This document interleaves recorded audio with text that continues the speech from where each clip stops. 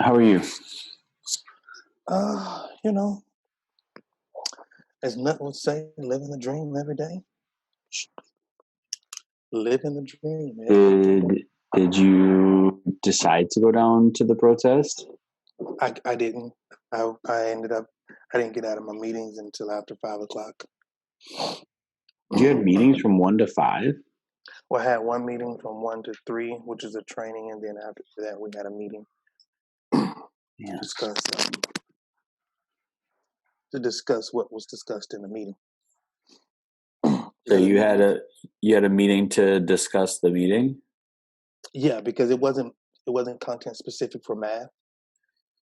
It was curriculum writing overall general. So you had good morning. It was curriculum writing in general.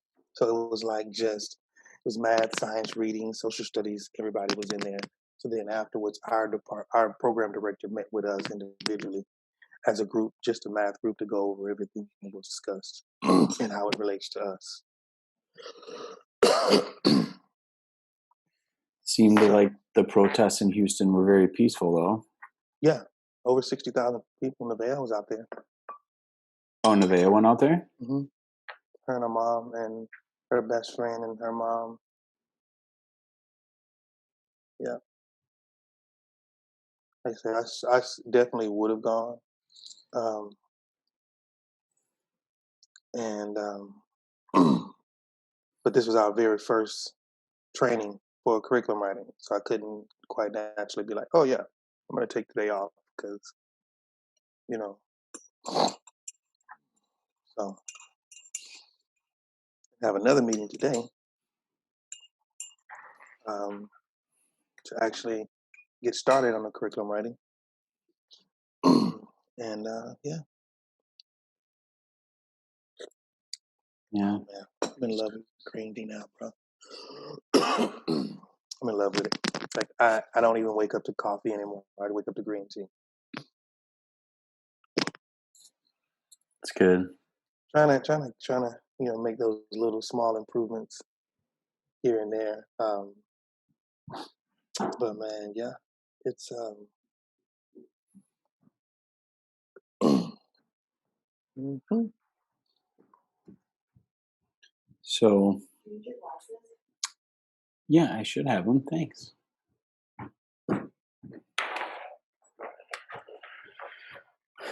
So we decided that we should,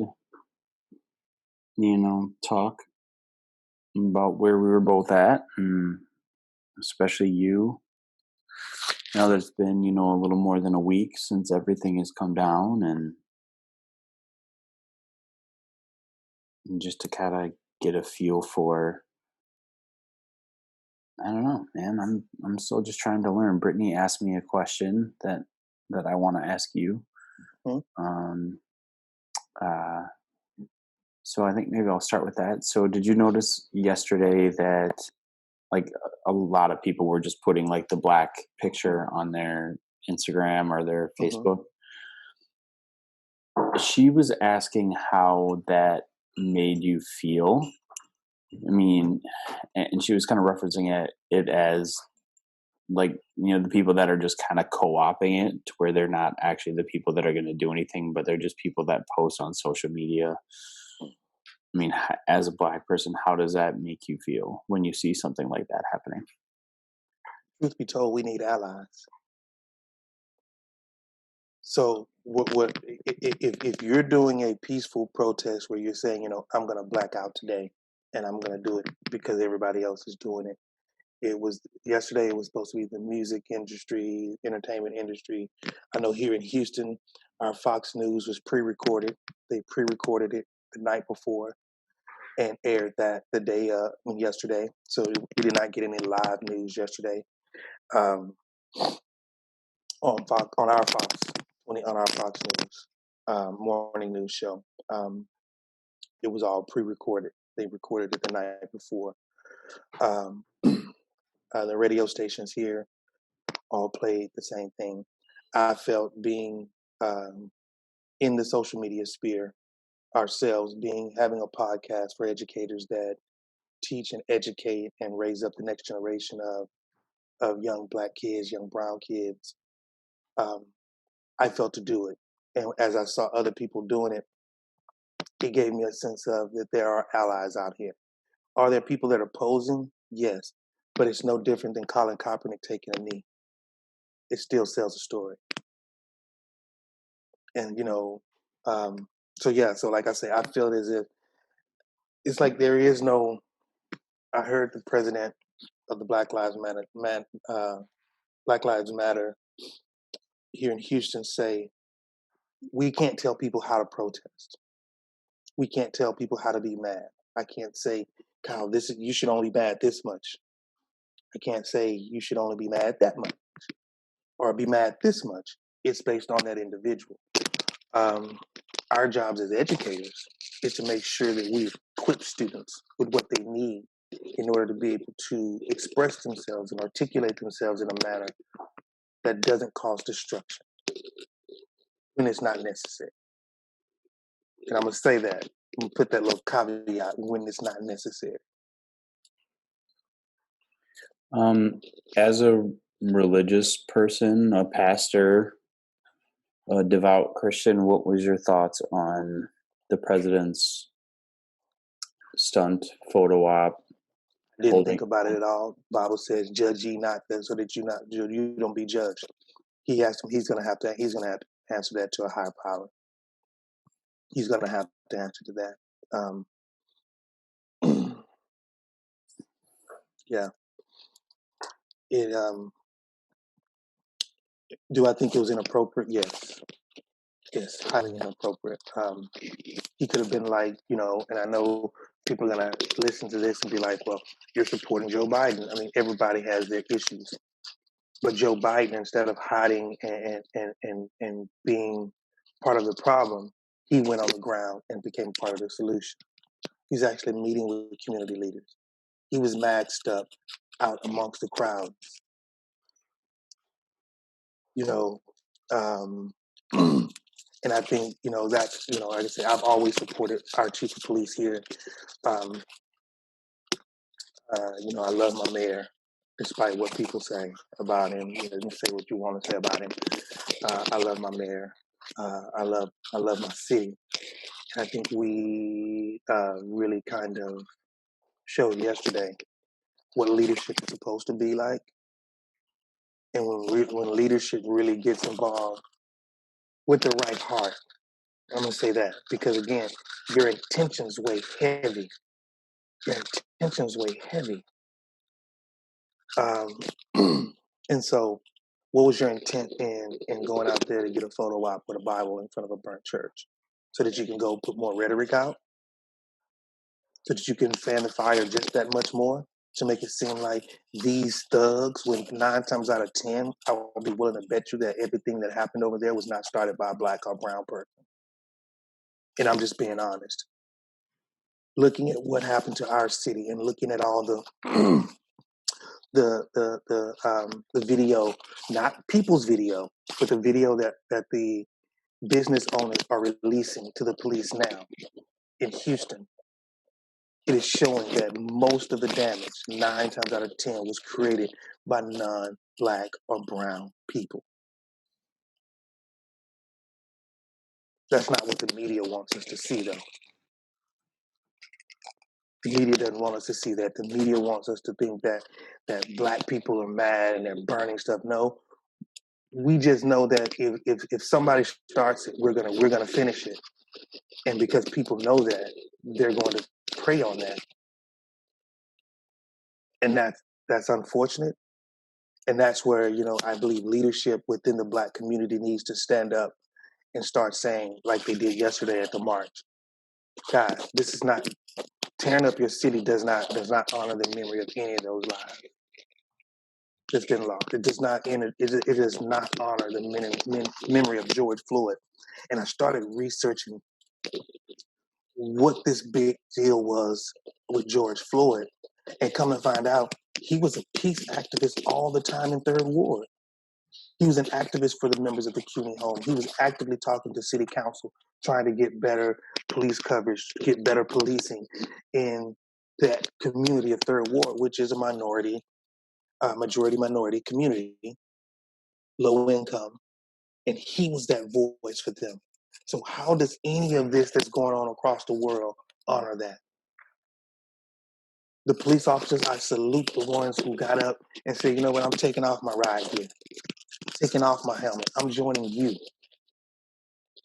The police officers who are defending each other, defending protesters from their own brethren. You know, and I started thinking about this last night. What would be said if you as a teacher, if I knew you as a teacher, and while you're teaching, I know that you're secretly engaging in a inappropriate relationship with a student, and I don't say anything to you or my administrators? What does that say about me? Put it in our spirit where we can understand it. What would that say about me if I know this is going on? You're having inappropriate relationships with a student, and I say nothing. Or you're physically abusing a student, or any of Any type of inappropriate behavior. What would that say about me? That would say that I don't care, or it would say that I think it's necessary, or I think it's appropriate. So, but again, our president, I'm being real cautious about, because I know me, I've always been the one to try to rush to find a judgment. But this whole situation,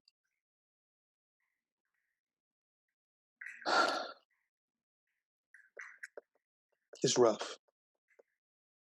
It's rough. It's rough. Yeah, that's where all I'll say. where in Houston is Third Ward? Right to the east of downtown. If you're going down 59 or 45 going toward downtown Houston, Third Ward is going to be off to the east, and it's going to be literally east of downtown, like where TSU is, where University of Houston is. Oh, that neighborhood they call Edo.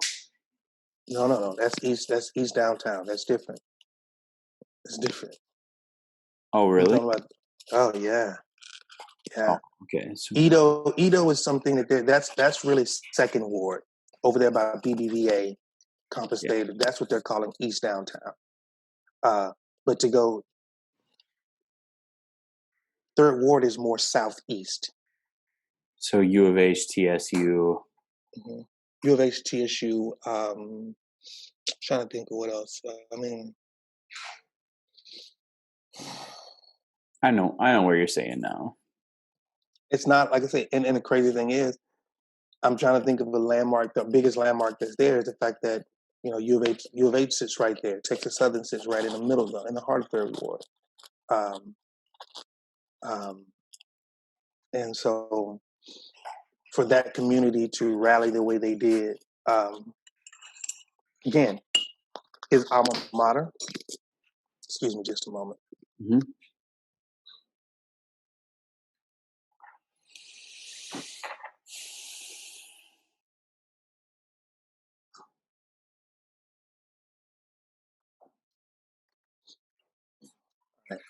So his alma mater, Jack Yates, put together a rally, and and it was peaceful. It was peaceful in the community.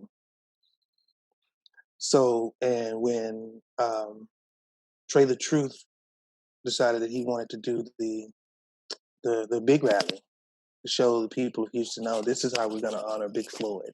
That's what everybody called him in Third Ward, Big Floyd.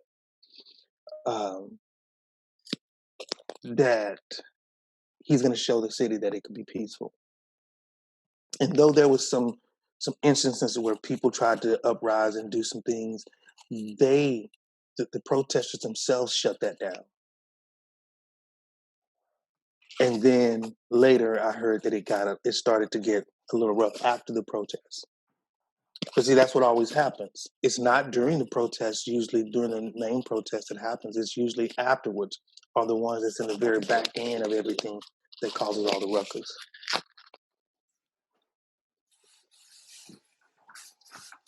So I thought it was important for Nevaeh.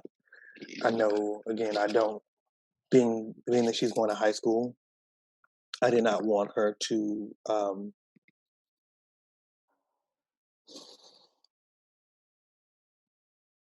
feel a certain way and not express herself. And yesterday, she made a sign for the rally. She made a T-shirt for the rally, um, and her T-shirt says, "My skin should not. My skin should not." No, in the front it just said "my skin," and on the back it said, "Should not put a target on my back." And she had all the different colors, the shades of black, and that was her idea. And I supported her on that because she understands that her dad is a black man. And I share with you that the worst thing a father could hear their child say is, "Daddy, that I worry about you." Yeah, you said that the other day. Yeah, I'm good, Daddy, but I worry about you. My wife and I were talking about it. She's like, "That's kind of like PTSD that you're explaining." And I was like, "It very much is." But how many black men, this is their story? I guarantee you, if I pulled a poll of black men and asked them, how many of you get nervous if you see a police officer get behind you? How many of you get nervous if you walk into a room and there's a lot of police officers and they're questioning people? I'm not even guilty of anything, but it doesn't take guilt. You could be having a bad day. You be having a bad day. And I think about even how I treat my own animals, my dogs, my pets. I've been bit by one of my dogs before. I didn't choke my dog out. My dog drew blood on me once before. I didn't kill my dog. But because someone had a counterfeit $20 bill. Let's stop there. A counterfeit $20 bill. Not a suitcase full. So it's very well he could have gotten a $20 bill from somebody else and not known that it was counterfeit. I'm not a currency specialist. I don't check every single bill that I get from the store. I don't hold it up to the light I don't do that. I'm guilty. Now, out of this, I'm going to, because I don't want to give anybody an excuse, and I should not have to live trying my best not to give people an excuse not to harass me. You don't live that way.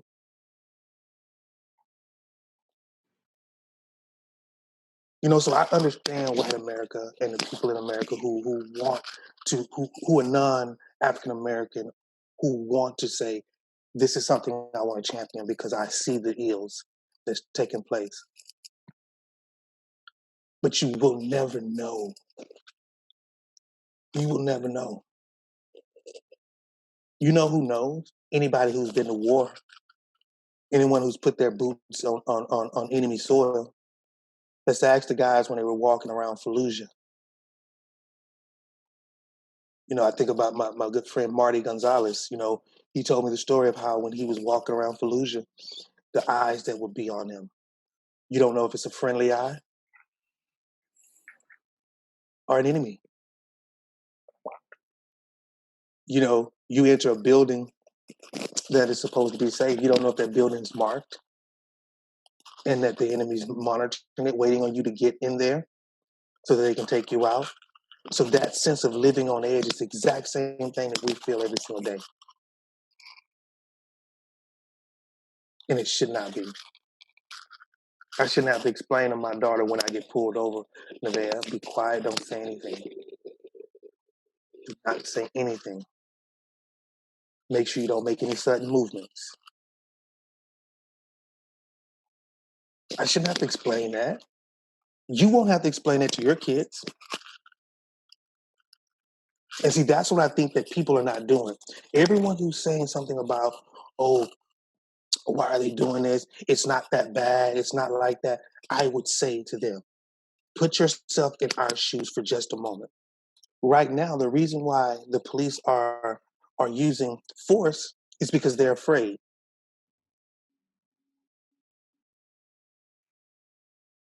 They're afraid.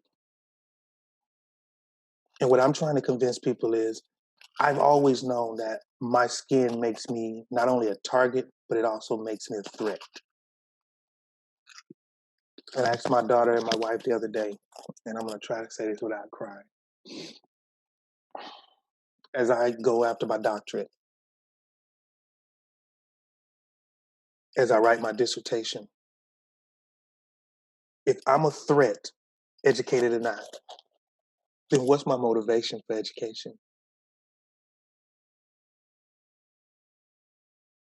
If I'm going to live the exact same way in fear of the authorities, what's my motivation? When I was growing up, it was get a good education, move out of the hood, find you a nice home, move, do this, do that, change and do all these things. What's my motivation for doing that when I'm still going to be targeted? They don't see Dr. Law driving in a car. Excuse my language, they see another nigga. And I'm just being honest. That's all they see. And that hurts. For somebody who knows that my great grandparents helped build this country by the sweat and the blood of their fingers, picking cotton, pulling tobacco. I know that my family did that here on this soil. And yet here I am as a descendant. And I'm almost feeling the same way that they would feel back then. The only difference is now it's a little masked. They're not wearing, the white hoods and burning crosses. They're wearing police uniforms and shooting us, still exterminating us, still assassinating us, still executing us without a jury. So, I don't think anybody would really, you can't possibly begin to fix things until you have a reckoning. And I feel that this, everybody's like, oh, but George Floyd was this. I said, but this is just a straw. This is just a straw. And even while we're protesting George Floyd, I think it was Monday night in Louisville, Kentucky, David McAtee lost his life because cops shot into a crowd of people because they heard a gunshot. Into a crowd of people? Who does that? Our military engagement tells them not even to engage like that. You get somewhere, you hide, you find cover until you can identify the source. I've watched enough military movies. I've talked to enough people that are in the military. That's what they will do. Because they know that the rules of engagement says, I try not to take out anybody who is not a combatant. So if you want to make all black people combatants, then I'm going to go to the gun store. I'm going to spend me about $5 or $6 grand, load up on me some ammunition, and I'm going to walk around here with an AK, my 9mm, and I'm going to walk up and down the streets protecting my own streets. I want you to know what it feels like to look down a barrel of a gun knowing that your life will be taken because somebody had a bad day. Your wife's angry with you, so you go beat me. No, man. When it becomes to that point, you're taking yourself away from an authority figure. You're putting yourself in the same situation that I'm in. So if you're fearing for your life and you're trying to protect it, then what should I do? What should I do? Should I not try to protect myself? Am I not allowed to? You're allowed to ask me questions, but I'm not allowed to question you? Absolute authority corrupts absolutely. So no. If you're asking me questions, then I'm going to ask you questions. I'm going to engage you in conversation the same way you're engaging me. But my questioning could lead to my death. Man.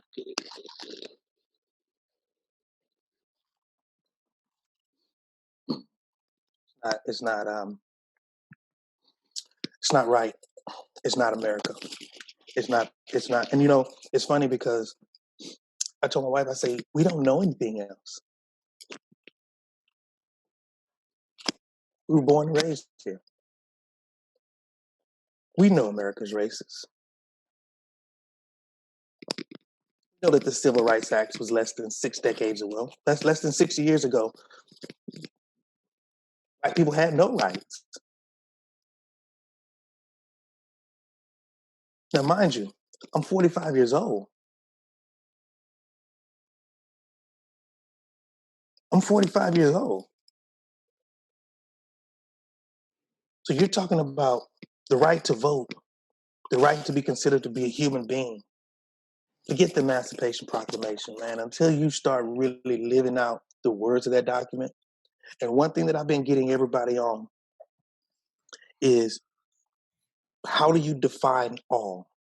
All needs to be one of those words that has a little number or something that leads you to a subtext that tells you what all defines.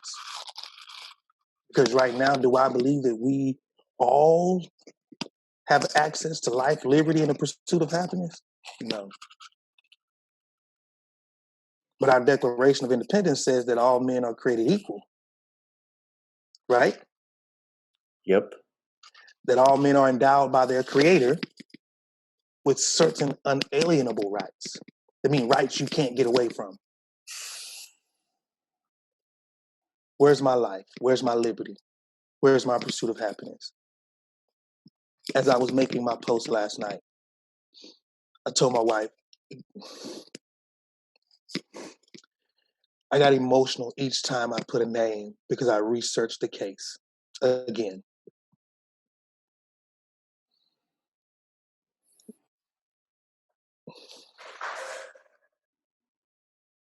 From 12 to 60, man, men and women. From 12 to 60.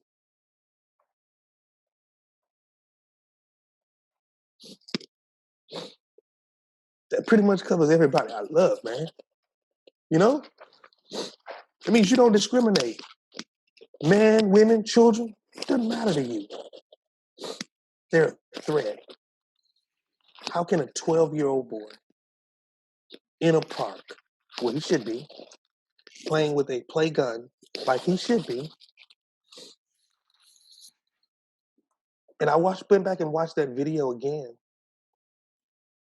of Tamir Rice. When I watched the video, the cop said that he asked him to put it down. He did not. The police car pulled up, the door opened, shots fired, kid down. And because of the fact that there's so much inconsistency in the convictions, and I get it, they're gonna look out for their own. I get it. I get it. And my wife was like, well, how can we fix it then? I say it's systemic racism. And the only way you can get rid of it and eradicate it is that you have to treat it like a cancer and remove all of those cancerous cells. And that's hard because people they confront their intentions. But the first moment you show yourself to be unfriendly to a certain population and not to another, you should be terminated. No different than if I were to get caught beating up kids. You think school districts are going to run down and give me a job? Absolutely not. It's going to be extremely difficult. Matter of fact, they're going to take my license. If I get into one altercation that's found that I'm in fault as an educator, I lose my license. But as a peace officer, I can continue to serve. I can get 30 days desk duty. You say what? After 12 altercations, he was still. So it's not just him. It's his authority, people in his authority, and people who say, it's not that bad. It's just a little black kid. Don't worry about it. Just a black man. Don't worry about it. Just a Native American. Don't worry about it. Just a Mexican. You know them Mexicans. All them Mexicans are rapists. Come on, man. The biggest rape that's been taking place on this planet has been by white men against other people. We're not going to forget that. We're not going to forget the countless number of times that you raped not only our women, but in the slavery days, they would rape our men and purposely rape them in front of their kids so that you can understand that this is what you can expect when you grow old. I was reading stories of how mothers would, if they had a son, some mothers would purposely kill their child so that they wouldn't grow up in slavery. Come on, man. Law of preservation says the one thing I want to do is make sure that I can keep going.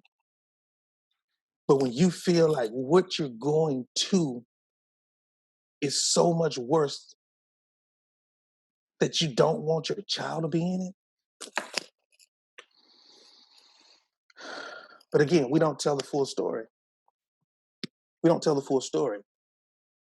And for our president, our leader, to get up and say, when the looting starts, the shooting starts. For them to say that they're thugs who are breaking into, and I saved the video, and I'm gonna send it to you because I want to put it out. The news broadcaster said, same news broadcaster saw some black people coming out of a store and said, "I can't believe these thugs are just riding and looting the store."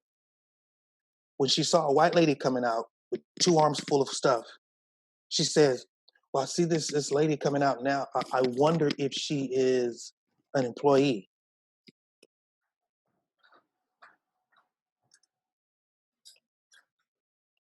So I'm a thug, but if you did it, maybe he's the manager. Why can't I be the manager? It's systemic, man. Again, throw left and right out the window. It's right and wrong. America cares more about whether or not I fight my pit bulldogs than if a police officer killed a black man. Michael Vick didn't even fight dogs himself. He raised them and other people fought them and he went to jail. He got blackballed. They were putting signs up, throwing blood on his doorstep and all this stuff here. But yet and still, those same people watch Joe Exotic and laughed. Downstairs. What's the difference? Pit bulls, not an endangered species. Bengal tigers, an endangered species. So what's the difference? One's black, one's white. So maybe we should start raising tigers and shooting tigers. I mean, maybe that's what he should have did, Michael Vick. And America would have loved him, polarized him. Joe Exotic ran for office. It's hard for Michael Vick to even get a job again.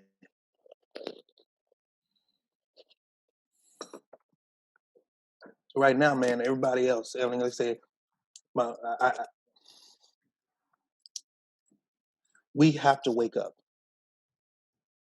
We have to wake up as a society and start seeing this for what it really is. No other people. I was sharing with somebody the other day, it may have been you. There's no other people on this planet where their history is hidden from them as much as the black race.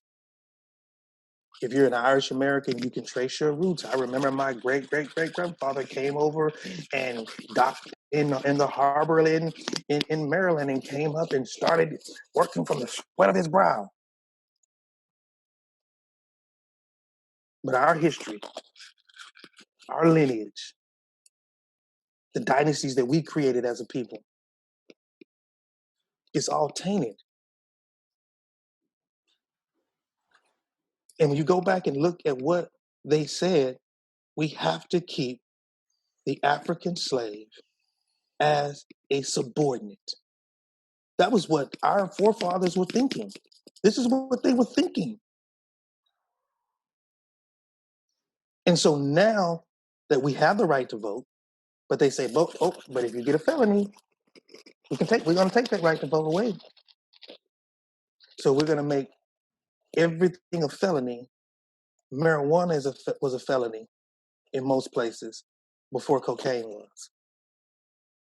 You got higher charges for marijuana cases than you got for cocaine cases. You do more time for crack that has no cocaine, that has traces amounts of cocaine compared to the actual source.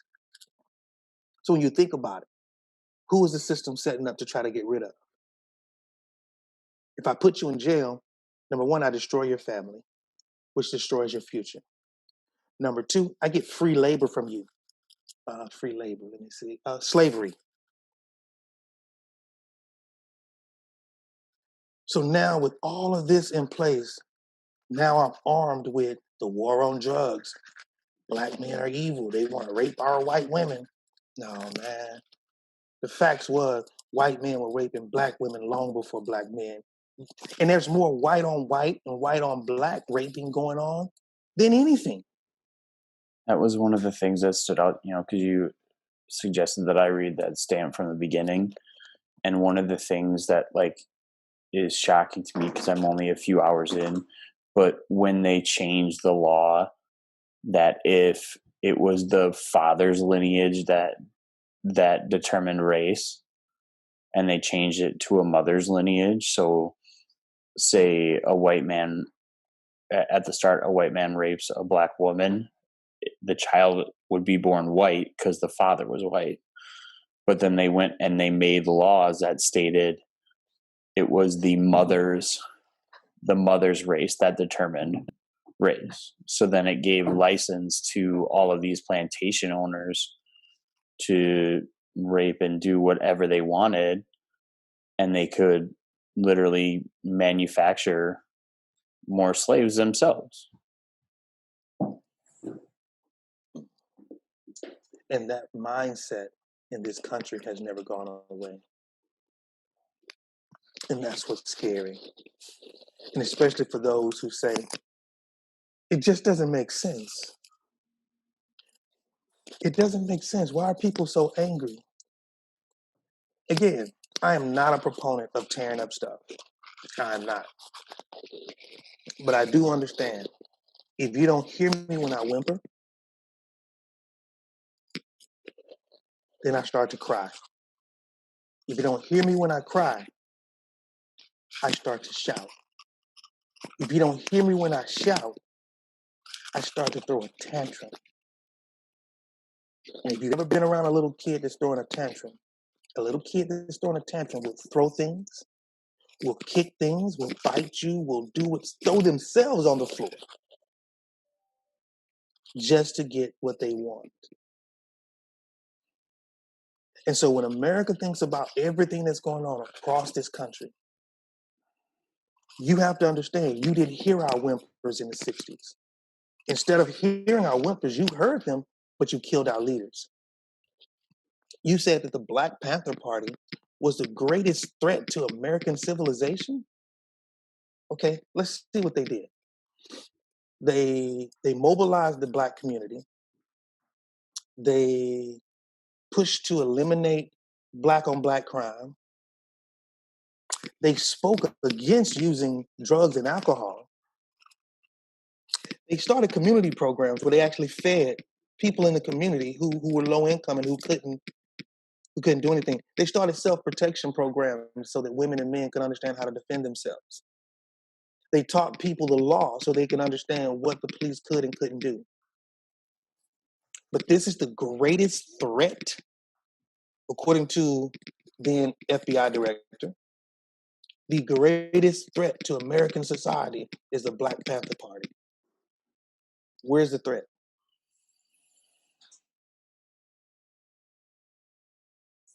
Unless America's society is Black man, stay in your place.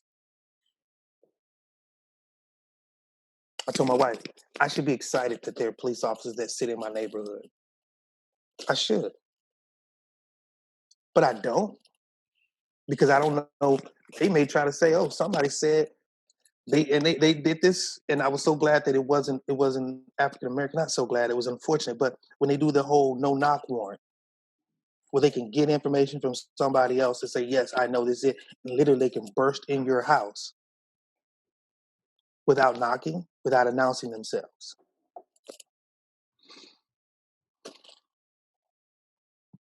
Well, I'm sorry, Kyle. If anybody burst through your door in the middle of the night right now in Stillwater, right now, what's your first reaction going to be? I'm going to the gun safe. Absolutely, 100%. And anybody who's coming through that door is If going to catch you. if a window breaks or I can hear a door get kicked in. So why would it be any different for me? Why should it be different? Like I say, man, it's a part of a bigger conversation. I was excited. Our pastor last night had a conversation with Mayor Turner um, about what we can do, and you know, it's not something that's gonna, we can't Thanos it and snap our fingers and everything goes away. It's not gonna happen. It's gonna take people waking up, voting, excuse me, and making decisions for their future in the appropriate way. And when I say that, I refuse at this moment, and I told my wife this, I will not spend my money in any business if they don't support the Black Lives Movement. It's crazy. There are people posting here um, that they won't support KFC, Taco Bell, Pizza Hut because the owners made huge donations to Trump. But if you want to hurt a system, fastest way to cripple a system, especially a system that militarily has more might than you. You got to go back to Sun Tzu, the art of war.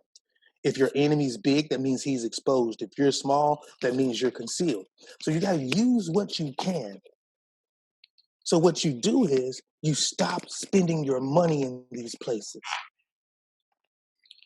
And we can't just make it about Trump. I tell people it's not. Trump is just a manifestation of an American system. He's the manifestation of privilege. He is.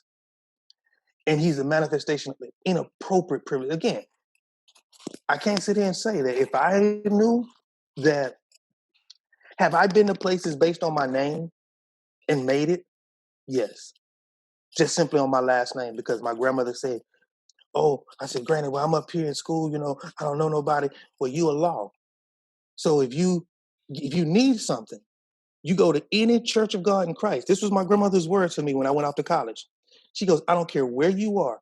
Find the nearest Church of God in Christ. Go tell them who you are and have them get in contact with me. And I'll never forget, I was in Austin and Bishop Lee Dale Thomas, never met this man in my life. Never met him in my life. I was in a bind. I looked him up. I called him. I say, I know you don't know me, Bishop Thomas, but my name is Wilkie Law. He said, stop right there. He said, Bishop Law was your grandfather? I say, no, he said, Bishop Law was your father. I say, no, Bishop Law is my grandfather. I say, Mother Eloise Law told me that if I ever needed anything to find the Church of God in Christ, he said, say no more. What do you need? That's privilege. So I can't sit here and say that I didn't benefit from being privileged, being a teacher and having a daughter. I was privileged enough to be able to say, I want to select my daughter's teachers. That's privilege. But when you abuse your privilege, when your privilege puts other people in binds or in bounds or in coffins, that's when the problem comes in. We're always going to have privilege. There's always going to be people who are going to get things and do things because of a certain thing or another. But it's totally, totally different when what you do is putting a damper on somebody else. And that's where the issue comes in. Major issue, man. Major issue. It has been, like I say, as I posted each one of those names, I told my wife, I said, I'm tired. I said, I can't believe that I still have more to go. So if I'm tired of just putting the post into an Instagram post, how much more tired are we as a community that we have to?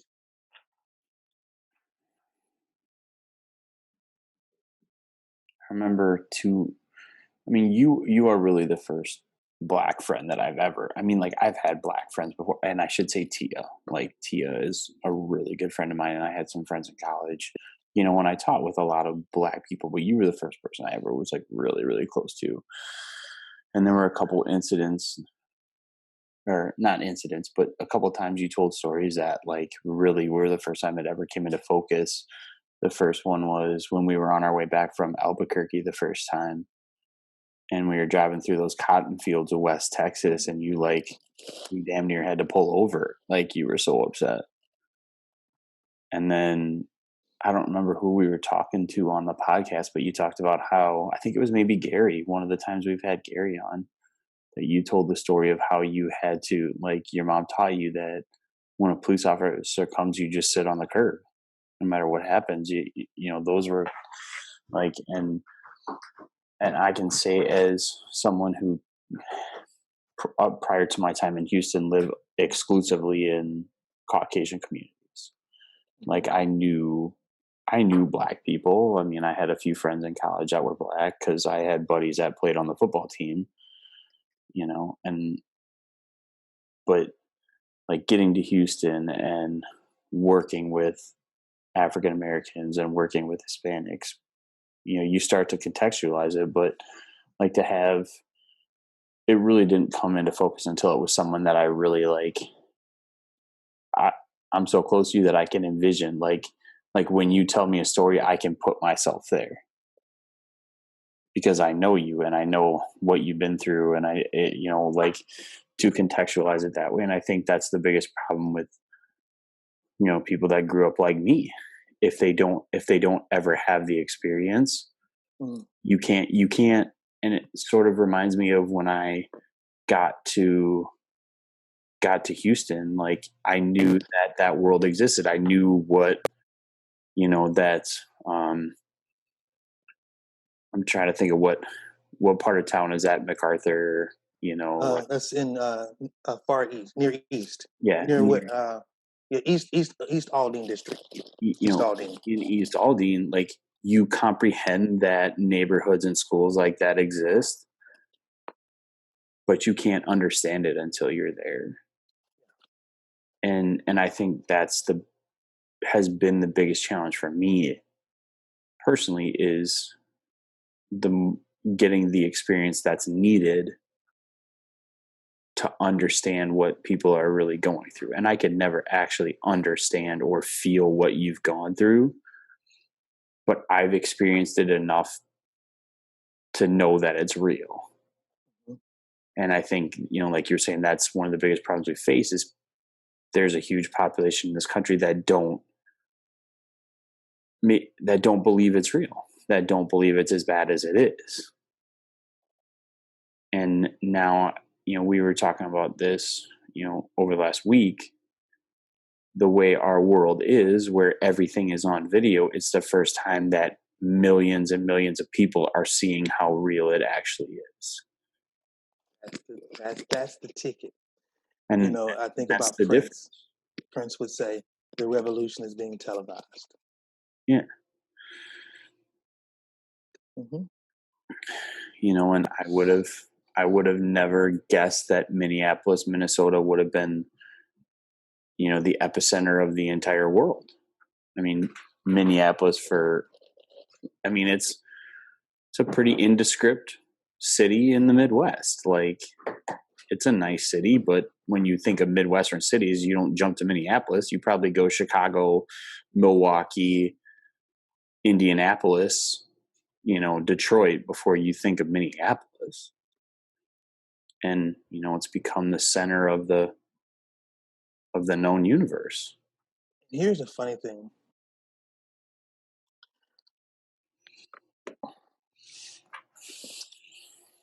It's everywhere. It's everywhere. Anywhere there are African Americans, Black people, brown people, you're going to have that injustice. And the fact now that we've migrated and we occupy so many different spots within this country means that that systemic racism, that institutionalized racism is following and is growing. And again, I don't rush to judgment, but I do look at facts. If you're going to make a diagnosis, I'd rather you make a diagnosis not off of what you feel, but what you see. And if I had to diagnose America right now, I would say that America is filled with a cancer right now. And that cancer is not so much racism as it is injustice. I can deal with you being a racist, but just treat me fairly. You don't have to like everyone. You don't have to like everyone. That's as a minister, the Bible demands, God gives us a commandment to love one another. Nowhere in the Bible does it say I have to like you. Like means that I'm going to spend time with you. Like means that I'm going to find a commonality between us.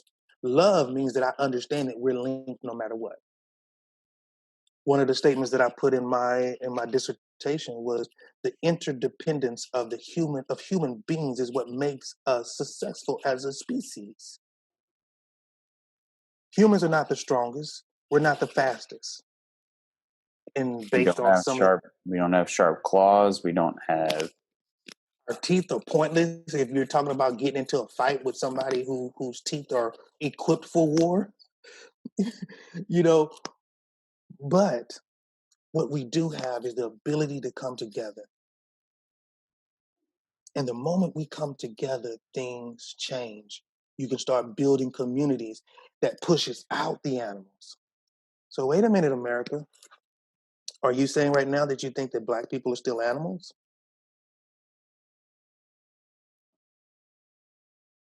Is that what we're saying? Because that's what, I mean, think about it. You move into a community, first thing they do, they cut down the trees, get rid of all the grass. So that means that any grass dwelling, grass eating animals have to leave that area. I cut down the trees. So that means any tree dwelling animals have to leave that vicinity and go to the outskirts where I can go look at you, but I don't have to live with you. Come on, man. And I can look at you. I can even steal your culture. Everything about American culture right now was formed and shaped through hip hop music, which was shaped and formed through the Black experience.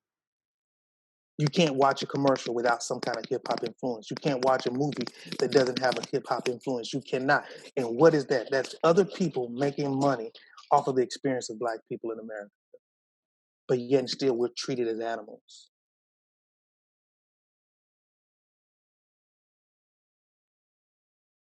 We're treated as animals.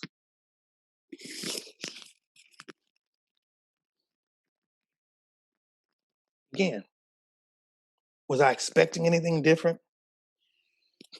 Should I expect anything different? Or should I accept it for what it is? I can't. I told my wife that. I say, it's hard to sit and accept it because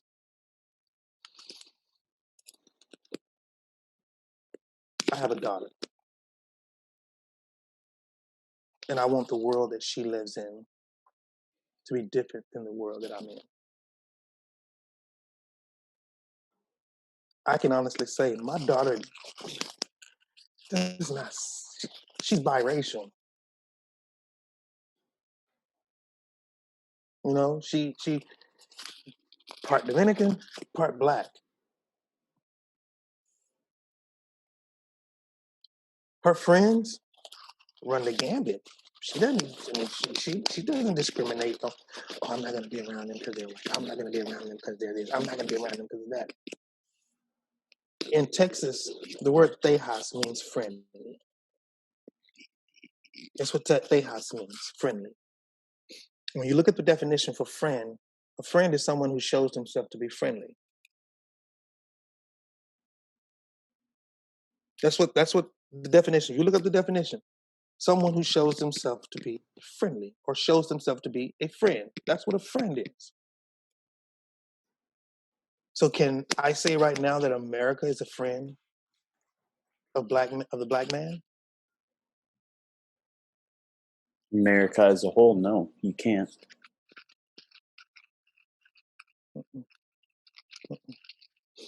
What I see it being is a pillager of the black man.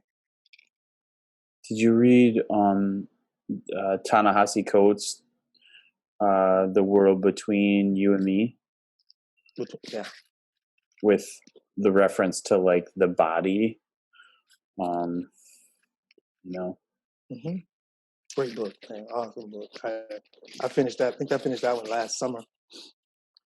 well, and Ibram X. Kendi, who you just finished reading the Stamped from the Beginning, and then he also has a book with Jason Reynolds called Stamped, and he has one more. And I had three credits left on my Audible, and I was like, I gotta put all the business books aside. I gotta really like dig in here and dig deep, and This is our business, Kyle.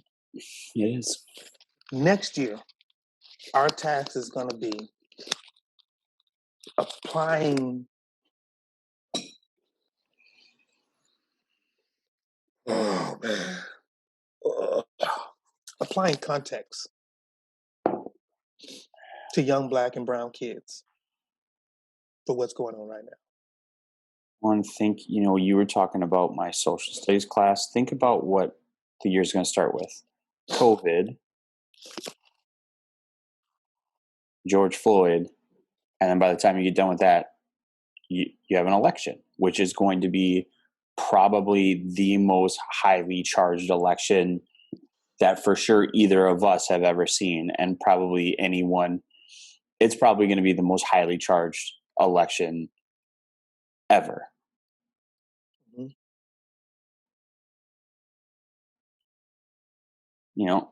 With a president who is already sowing seeds of doubt as to whether or not the election is legitimate. But isn't it? But again, I was going back through some of my old pictures, and I ran across a picture that says, I think you wrote this. I think this is yours. Ways to fail, to make sure you fail. Was that you? It was on a whiteboard, and it was a picture. So I thought it was you, because I know that's your thing. Yeah, man. You're a whiteboard writer, and I love that. Uh, but it said,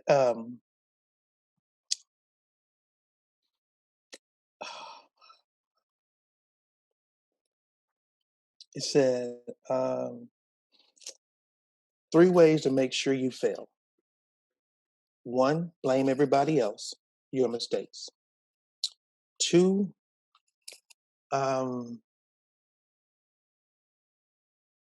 complain all the time. And 3 was something else, do nothing, or something like that. But I started thinking about that. And I say, right now, our leader would be better off. He feels better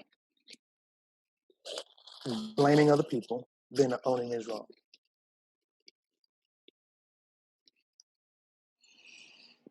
Than owning his wrong.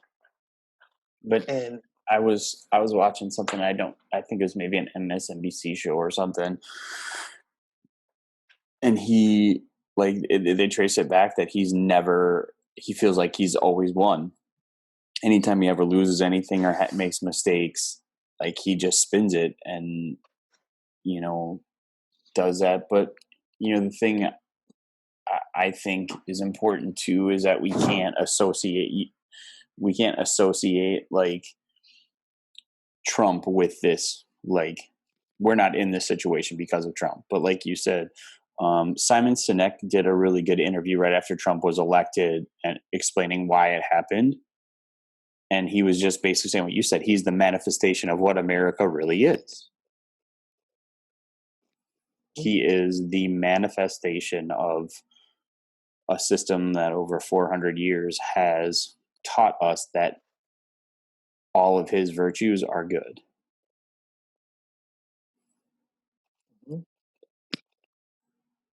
He did. You said he did an interview with that, or was that on his? It was an interview with London Real. Let me find it.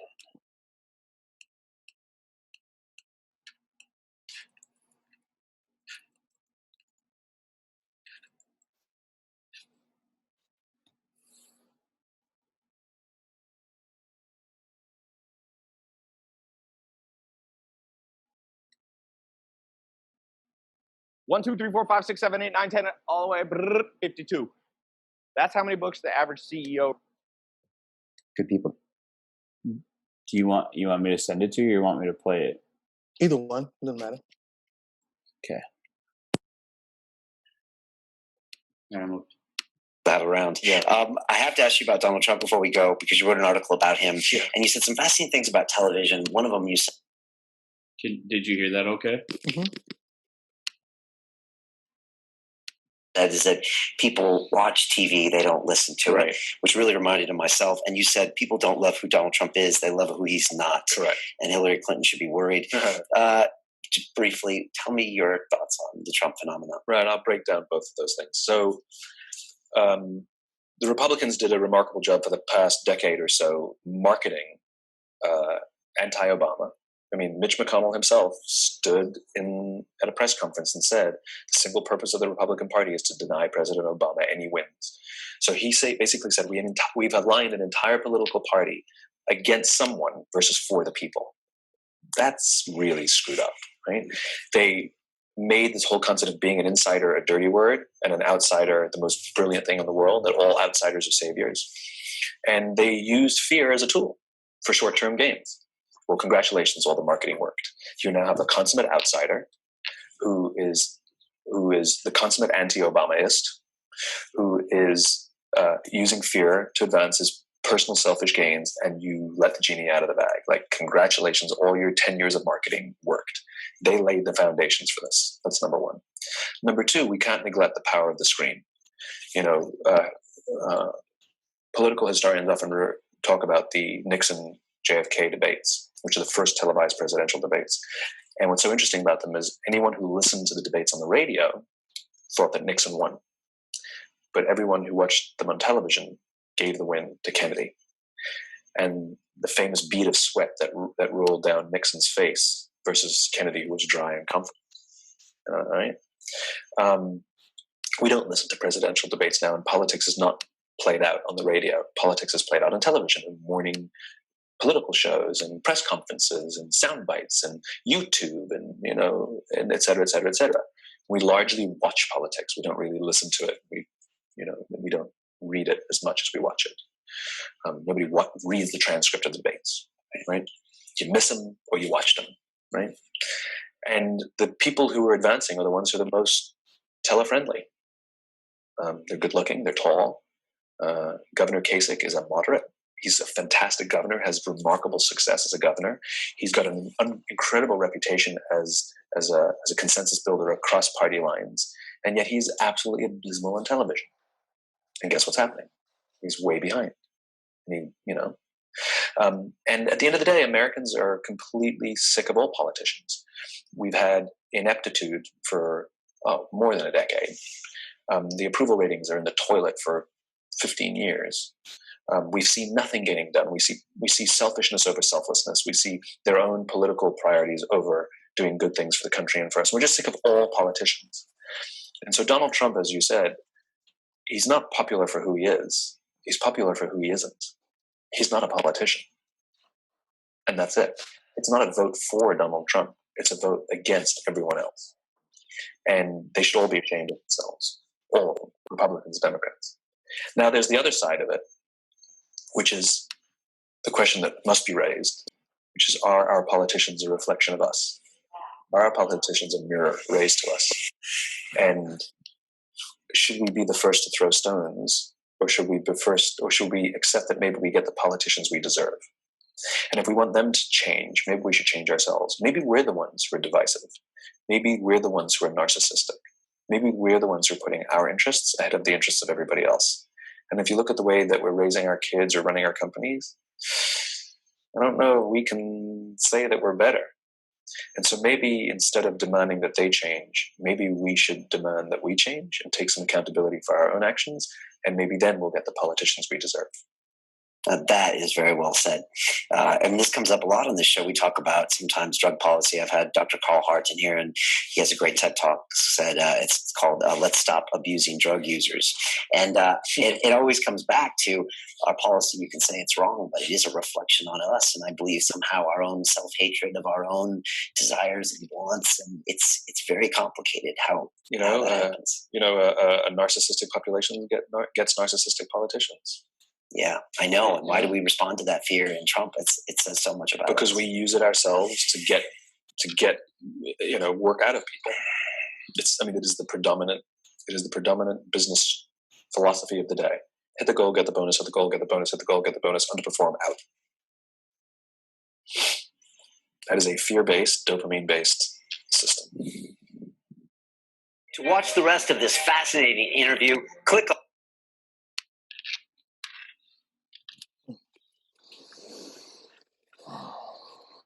Product of the system. Now think about this. If they're saying he's the manifestation of that system, so am I a manifestation of the same system. So am I.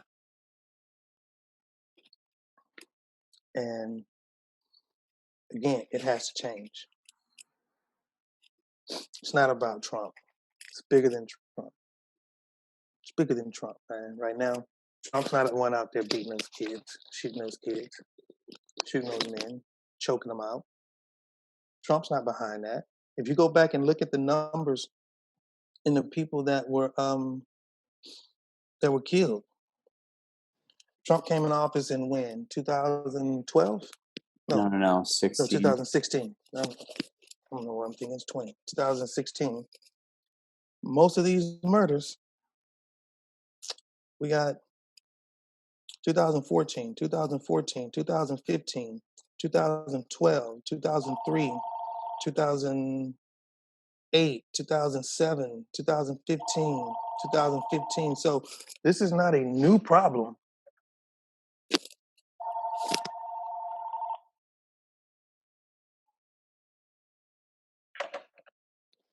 It's not a new problem. It's not a Trump problem. It's an America problem.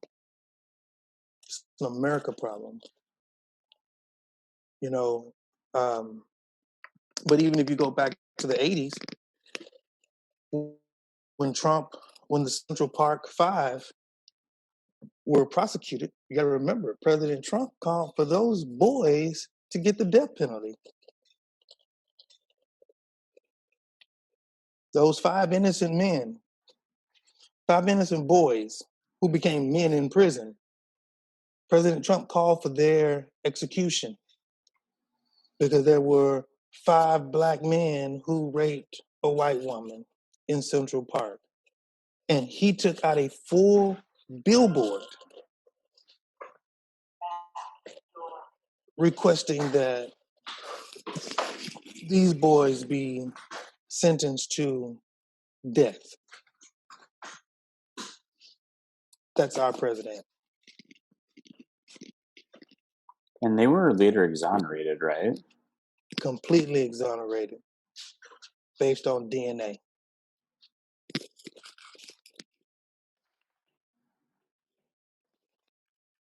Imagine if he would have gotten his wish. There would have been 5 more innocent names I could have added to this list. And I didn't even go back that far, man. I would not have time to go back to the 80s. There's not time.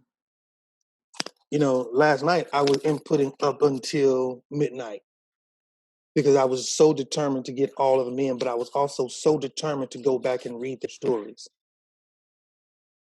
I was so determined to go back and read their stories so that when I say their name, I understand what I'm saying it for.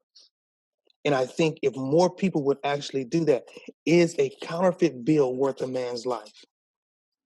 Jeffrey Epstein ruined the life of so many young girls.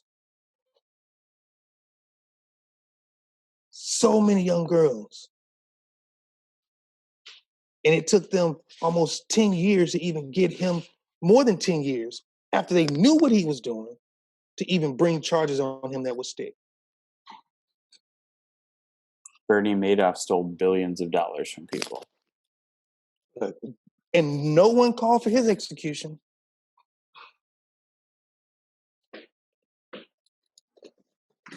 So again, if I'm a threat, educated or not, what's my motivation? And think, if I'm thinking this way, and this is after 12 years of high school, 6 years of undergrad, 2.5 years of graduate school, and now 2 years into doctoral studies. If I'm thinking that, what about the person who didn't graduate high school, who's just raw emotion?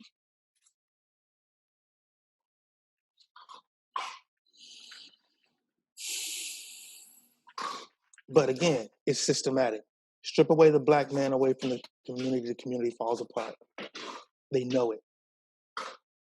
They started implementing this strategy when they brought slaves here. That's what Willie Lynch told them. You have to make your slaves govern themselves so they would keep themselves in check. Go read the Willie Lynch letters that he wrote when they talked about controlling slaves. We can't control our slaves. Oh, I'll give you a way to control them. Public lynchings. Tie them to the post in the middle of the yard, invite all the slaves out there and whip them in front of all the slaves. Those are stories my great-grandparents told me about. See, nobody can fathom that America. We don't want to talk about that America. We don't want to talk about the America that raped full-grown men in front of their wives to emasculate them, to kind of say, if I did this to this one, what do you think I'm gonna do? Oh, he's strong as an ox. That's where a lot of those terms come from.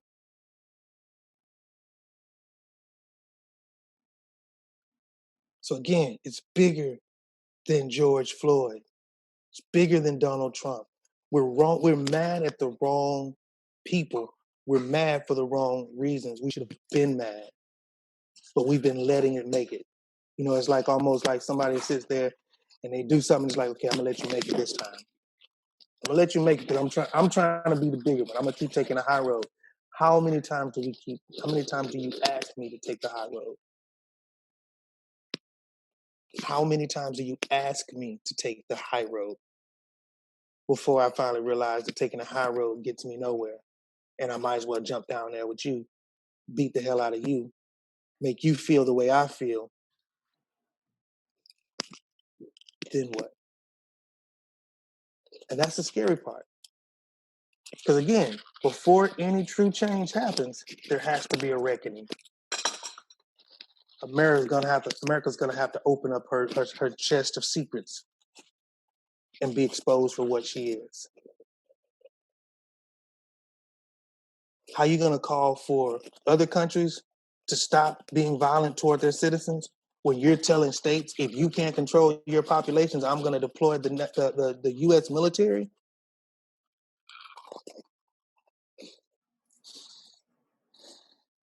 If that ain't what's his name? Bull Connor? Was that his name? Hmm? Was that his name, the sheriff? Bull Connor? I don't remember. I think it was. Yep, Bull Connor. Mm-hmm. Theophilus Eugene Connor, American politician, in Birmingham, Alabama. Strongly opposed the civil rights movement in 1960. This is making me want to go back and watch Selma too. The movie Selma, but like I was really they If you really want to understand it, let me tell you. I'm gonna be honest with you. Have you ever watched Roots? Alex Haley's Roots. Mm-mm.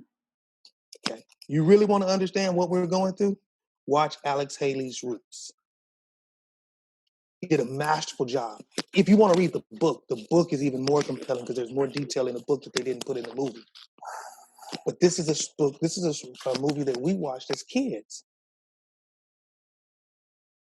You need me? You need me to go? Are you good? Sit down. We watched this as kids. From the historical standpoint of understanding that this is where we came from. This is what happened to our forefathers, our ancestors. What'd you say? Our kids don't watch it now. Mm-hmm. That's part of history we don't want to talk about. Don't you go up those stairs. Sit down. Don't you go up there. You're good. Go sit down. So, and I think that's where America has gotten. I'll sweep this under the rug. I don't want to talk about it. We'll talk about the Holocaust before we talk about slavery. Because we're seen as the hero. Mm-hmm. But what happens when the light is shined on America? And that's what's happening right now. And I think that's where the difference is going to be made moving forward. Can America really, really, truly own their mistakes? Can they own their wrong? No, Duke. Sit down. Can they really own their wrong? Sorry about that. My dog thinks that anytime somebody goes upstairs, he's supposed to go. Do you mind if I upload this or share it with my kids so they can listen and kind of hear the perspective of someone? Because I think Absolutely not, man. Absolutely not, man. You need to put it on YouTube, put it out there.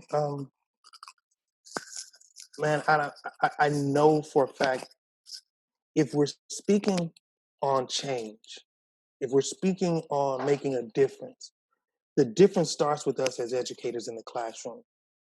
I read Casey's article, and he's so right. We as educators, we have that power. We have the power to shape that. You know, I know for a fact there were kids who said, I've never been around Black people before. It's just Hispanic kids. And I was their first experience with a Black man for real. And they've heard a lot of negative things about Black men. But as an educator, they saw, well, wait a minute. All this stuff you're saying, Mr. Law is nothing like that. You know, in college, you know, befriending a neo-Nazi, you know, we called them skinheads back then, who had swastikas all over his body, and being able to sit down and have a conversation with him, and him saying, I've never really had anyone who wanted to understand why I believed what I believed who didn't look like me. Again, I'm not going to judge you. I want to know. So America, if you want to know, open up your chest, shake out the cobwebs, blow all the dust off, get all the sneezing out, and expose your hand of all the things that you've done. It's well documented. It's well documented, but it's hidden. It's hidden, and that's not a far left thing. That's not a far right thing. That's a right and a wrong thing. And the Civil Rights Act said that it was wrong for people not to be able to vote. It was wrong for people not to be able to eat in the same restaurant. It was wrong for people to not be able to use public transportation. And here's the funny thing. When we did say, okay, we accepted segregation. We accepted Jim Crow. We accepted all this. So we built our own bus lines. We built our own banks. We built our own restaurants. You say we can't eat in yours, we'll build ours. You say we can't do this, we'll do ours. And the moment we did that, systematically those were destroyed. Just watched a great documentary on Black Wall Street in Tulsa, Oklahoma. Thriving community was the source for the entire country of Black financial wealth in Tulsa, Oklahoma, burned to the ground because of a suspected Black man that they thought had did something. You know, and I love the video that's circulating now of the FBI agent. And I know it was an older video. Um, I'm thinking it had to be an old video because I didn't see anybody with mask on. I tell people all the time, if you're looking at videos, I tell my daughter, before you start running around saying what people are doing, look in the crowd. If there's no one in a mask, then that's not right now. Because there's going to be at least one or two people in a mask. But I didn't see anyone at that time. But he did say something powerful. The cop was harassing him and asking him questions, not once asked him for his ID. Not once asked him for his ID. He said that you look like you look like you have warrants. I think you have warrants. And the FBI agent, Black man from Sudan, looked at him and said, is your name Jake? I think your name is Jake. He said, no, my name is not Jake. He said, you look like a Jake. So then you're Jake. He said, do you see the absurdity in that? Not once did you ask for my wallet. The first time an ID was mentioned was when he said, my ID. He said, why don't you check my ID? And then the cop said, well, where's your ID? He said, it's in my back pocket. He opened the back pocket and saw his credentials for the FBI. So what made you think that he had a warrant? You look like someone who could, and it reminds me of like that scene. And I got to read Just Mercy, the book as well, because you said the book is like way better. But like the scene where the guy is played by Ice Cube's son, O'Shea Jackson. But he like said that he went to jail for 27 years because the cops, when he was in a lineup, says, you look like you did it. Mm-hmm. And he was in jail for like 27 years. Because you look like you did it. So what makes me look like I did it? Because I'm Black? So again, systemic. If we want to fix the problem, open your book of secrets, America. Admit that you were wrong. Admit that you were wrong. Admit that slavery was wrong. Admit the treatment of slavery was wrong. And I've always been one to say, you know what, just stop looking for reparations and stop doing this here. But at this point, think about this. They paid out, I can't remember which one of the cases, like $18 million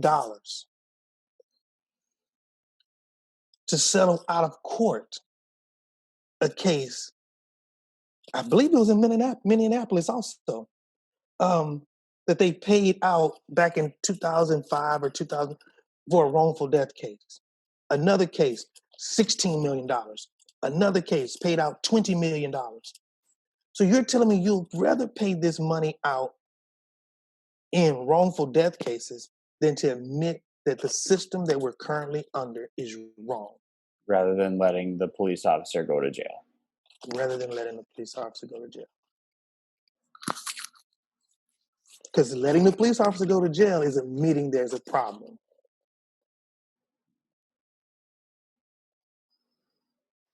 And that in itself is the problem. My famous statement that I tell my kids every single year, own your wrong so you can move on. You know, that David Goggins book, one of the things that he said in his book, one of his challenges was, what did I go through as a child that's holding me back right now? He says, until you own your shit, until you own those issues that you had, until you own everything, it's impossible to move on. It's impossible. And asking someone to move on who had not dealt with what they were dealing with in the past is going to create more problems in your future. I wonder what would happen if a person like, say just, and I know this would never happen with him, but someone with the type of following that Donald Trump has where they are just loyal to his every word. What would happen if he said, you know what? Yeah, we screwed this up. This is real. These things have happened to people. this mistrust is happening. Hmm. How many people would believe it at face value? And And automatically, oh, now it's different because he said it. yeah, But Richard Sherman said it. Richard Sherman said that he was excited that other non-blacks had spoken up. mm-hmm.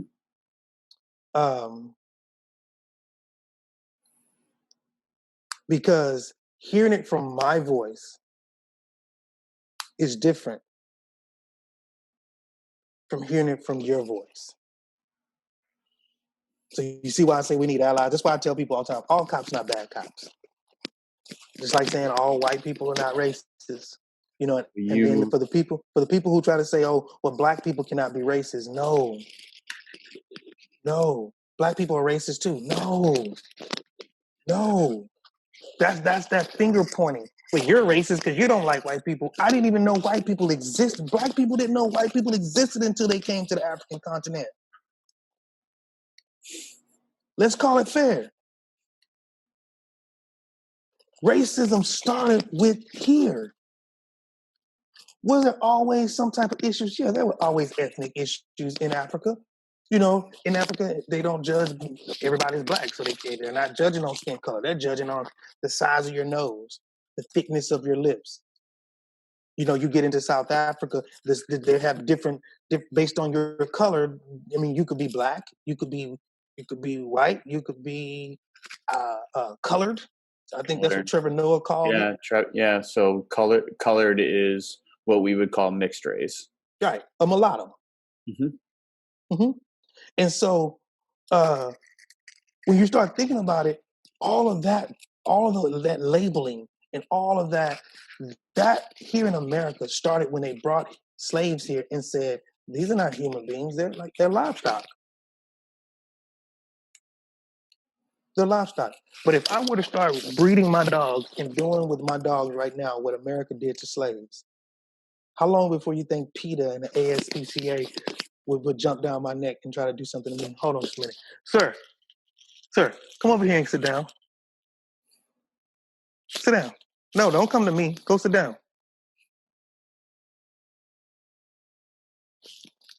Sit down.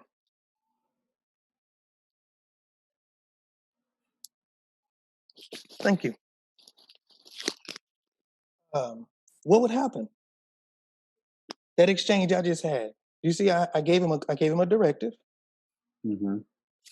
And this is an animal, and he did it. But look how I asked him. I didn't run over there and say, "Sit your get out the goddamn." But that's what we get so many times. That's what we get so many times. Yeah, man, it's crazy. So it's again, we have to do something better. We have to do something different. And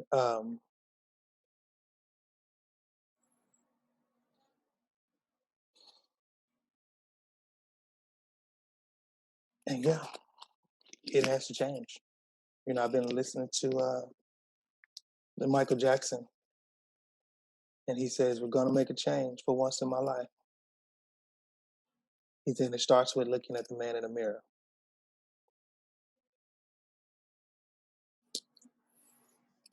And I think if we all looked in the mirror and said, change your backwards mindset, change your belief that Black people are not human and not worthy of success and life, liberty, and the pursuit of happiness. Change that. We have the power to. It's the beauty of the human mind. No matter how and people like, oh, it's been ingrained in them for so long, You take 100 Black kids under five and under, 100 white kids 5 and under, 100 brown kids, 100 red kids, 100 yellow kids. Put them all on a playground together. 5 and under. Guess what they're gonna do? Play with each other. They're gonna just play with each other. They're gonna play. They're gonna play. Because in them, they don't see at birth. Like I told you, if we strip away all of this away from us, there's no difference between you and I. Nope. Your blood's my same as mine. So again, Martin said it, that one day people be judged by not by the color of their skin, but by the content of their character. And we're still living in a day where the color of my skin is my sin. The color of my skin is my sin.